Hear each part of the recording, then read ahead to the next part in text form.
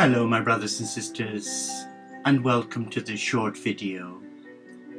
And I've chosen to reflect on what is behind the title of this recording, Embracing God's Absolute Forgiveness. How do we embrace this? And what is the criteria that God sets for us? Well, we know as Christians that Jesus said, unless you forgive 7 times, you will not be forgiven. But my heart would like to share something more with you, which I'm sure you already know, that as a young boy growing up, I often heard adults say, oh, I forgive them, but I'd never ever forget what they did to me. I've tried to take off my Irish native tongue. I forgive, but I'll never forget. Be Jesus. And there you have it. So are we really forgiven? Does God forgive us for just saying, I forgive you, but I'll never forget that dreadful deed you did to me? I believe that for me to experience God's absolute forgiveness, it demands that I not only say I forgive, but that I also forget what happened, and that with God's help, and here's where I do need God's help, and that is to erase that memory from my conscious mind. And that's not possible on our own, because we're not made that way. But when we surrender our hearts to a loving God, whether we're Christian or non-Christian, we know that it's not good karma to bear a grudge. And let's think about it.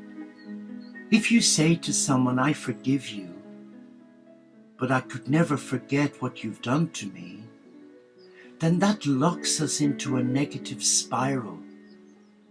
In fact, it becomes a cancerous growth on our heart, and it feeds off the little energy that's there, and it turns us into what I can only describe as an embittered, unfulfilled person.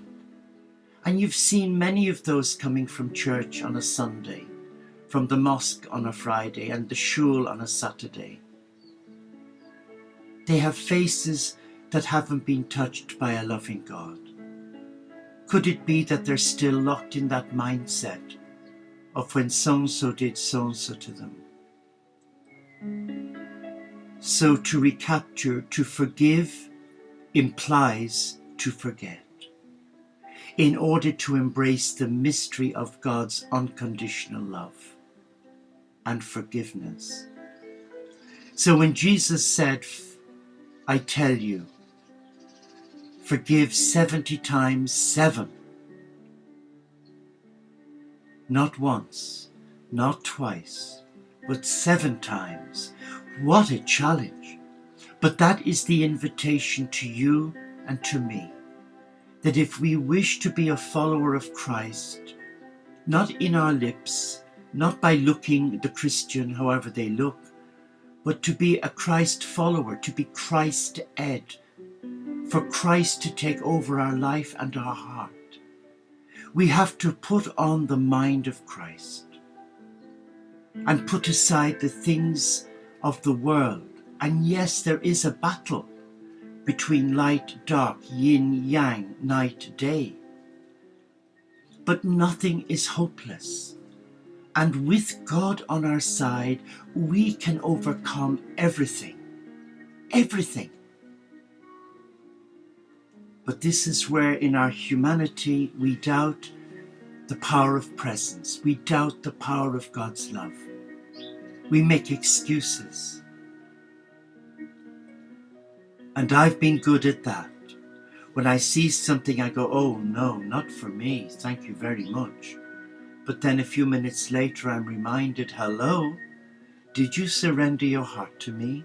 Or are you only offering me lip service and then I have to come back and say, I'm sorry, I shouldn't have said that, and I shouldn't have done that.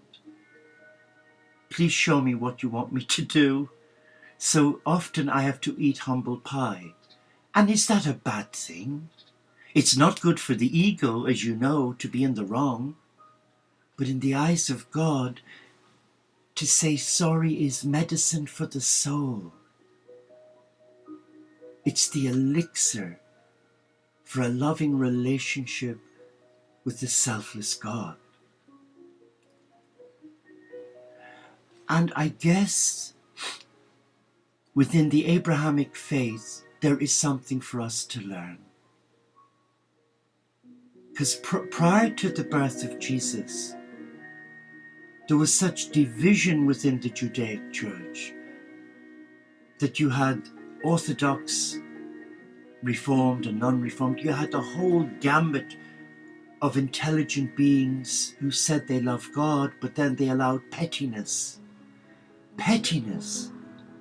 to rape the divine spirit from them. And with the advent of the Abrahamic faith, Jew, Muslim and Christian, instead of coming together in agape and sharing the same love of God, a monotheistic God, the rivalry down through the centuries has eroded their relationship with God. And we only have to read the beautiful Psalms and discover the cry of the heart for God. And we only have to read the writings of the great prophets and discover how God loved his children, the chosen ones, and how they rebelled and tried to be clever. And that is the crux. They forgive, maybe, but neither forget. So within the Abrahamic faith, 2,000 years on from the death of Christ, we have such disparity, such ill feeling, and we have a seedbed of mistrust with Jew, Christian and Muslim. We only have to look at the crisis in the Middle East, in the holy city of Jerusalem, and we see at face value what is behind this discontent. And it doesn't take A-levels or a degree to work this through. It doesn't take rocket science, as they say today, but you can see that there's an element of mistrust. They may superficially say, I forgive, but we will never forget what you did to our people. And that's what's happening with the Palestinian crisis with Jew at the moment, between the Israelis and the Palestinians. They mistrust one another, but they both worship the same God. And a lot of it is tit for tat. Land, we don't own the land. We're custodians of the land. And the sooner they realize that the Palestinians do not own any land, nor do the Israelis. It was given to them in trust by God. And yet, look at the holy wars. But look at the Christians and the Crusades with Islam and the relationships within Islam and Christianity and the Coptic Christians. And the root cause of it is a lack of forgiveness. And yet we come to the shul on Saturday, we come to the mosque on Friday, and we come to the Christian church on Sunday, and we say hello. We say hello. Where are we, and where is God amongst this? Where is God in this hateful campaign of unforgiveness? So to forgive is to forget, and to forget is to forgive. Let us just read this and see where this leads us. Sometimes there is an invisible raven that will fly low to pierce the shell of trust.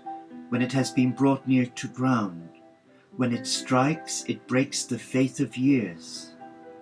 that had built quietly through the seasons in the rhythm of tried and tested experience. With one strike the shelter is down, and the black yoke of truce turns false, would poison the garden of memory. Now the heartstream turns to requiem, offering itself a poultice of tears, to cleanse from loss what cannot be lost. A deeper light to anoint the eyes, passion that opens wings in the heart, a subtle radiance of countenance, the soul ready for its true other.